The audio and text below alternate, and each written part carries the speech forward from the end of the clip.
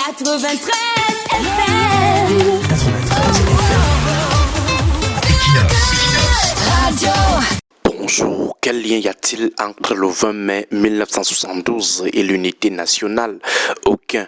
Ce qui s'est passé en mai 72 n'avait rien à voir avec l'unité nationale. Il n'y a eu que le changement de la forme de l'État, le passage de l'État fédéral à l'État unitaire. Depuis quand la forme de l'État pose-t-elle un problème à l'unité nationale? L'État unitaire est une notion juridique, quelque chose qu'on signe sur le papier, alors que l'unité nationale est une notion sociologique. Elle est un peu plus profonde car elle fait appel à la dimension affective des membres d'un pays. La forme d'organisation d'un État, État fédéral ou État unitaire, n'a rien à voir avec le sentiment d'être frères et sœurs au sein d'un même pays. Penser que le changement du mode d'organisation territoriale de l'État crée automatiquement l'unité nationale, c'est laisser croire que les populations des pays qui n'ont pas adopté l'État unitaire comme mode d'organisation ne sont pas unies. Ce serait complètement bête de penser ainsi.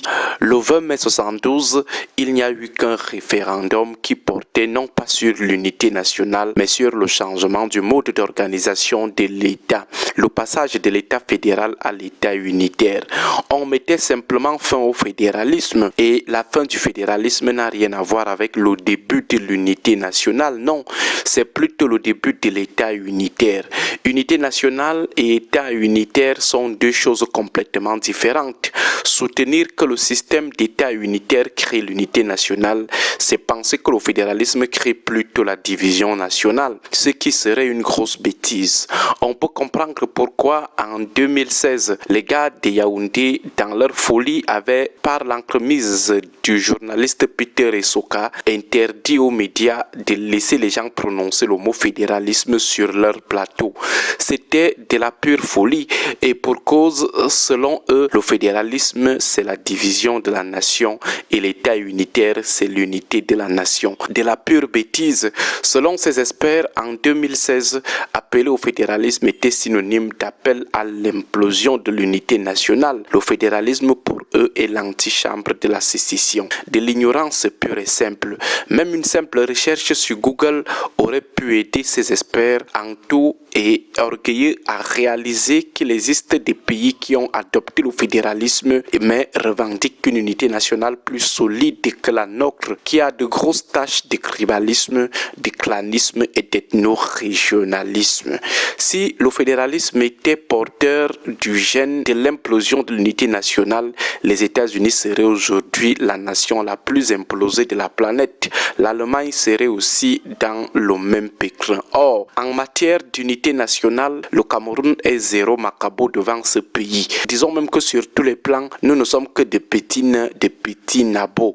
Vous comprenez que c'est par ignorance de petits prétentieux que nous continuons de considérer le 20 mai qui renvoie au jour où le Cameroun a abandonné le fédéralisme comme la journée de l'unité nationale. Or, que vous soyez dans le fédéralisme comme avant le 20 mai 1972 ou dans l'État unitaire comme après la journée du 20 mai 72, si vous voulez être une nation unie, cela dépend seulement de vous. Si le 20 mai, passage de l'État fédéral à l'État unitaire a marqué l'inauguration de l'unité nationale, est-ce à dire que lorsqu'on était dans l'État fédéral, il n'y avait pas d'unité nationale? Ou alors, si on revient au fédéralisme comme le souhaitent plusieurs personnes, l'unité nationale va-t-elle voler en éclats? Mais pour nous, de notre modeste point de vue, le prochain président devra revoir cette un paramétrage de la vie du Cameroun et cela passera par une analyse profonde de l'histoire de notre pays. Le choix du 20 mai pour célébrer ou symboliser l'unité nationale est loin d'être le meilleur.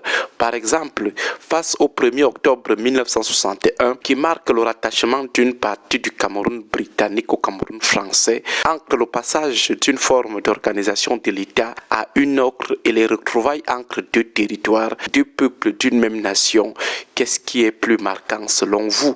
De notre point de vue, c'est le 1er octobre 1961. Par conséquent, si cela ne dépendait que de nous, le 1er octobre serait plutôt le jour de la fête de l'unité, la célébration des retrouvailles entre anglophones et francophones.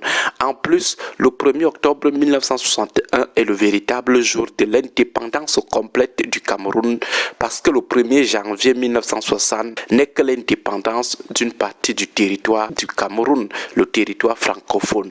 Et ce n'est qu'avec l'indépendance et réunification du Cameroun britannique que le pays tout entier obtient toute son indépendance. Son indépendance entre guillemets parce qu'elle n'est jusqu'ici que de façade, une indépendance tcha-tcha. À défaut de choisir le 1er octobre comme jour d'exaltation de l'unité nationale, on proposerait le 11 février qui nous rappelle toujours la perte d'une partie de notre territoire, une partie de nos frères qui avaient plutôt rejoint le Nigeria à l'issue du référendum du 11 février 1961. Bref, le prochain président devra revoir un peu le paramétrage de la vie et du fonctionnement de notre pays. Ces dates devront être revues. Agréable journée à tous. 93 FM.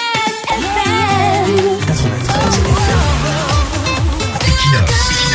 Radio.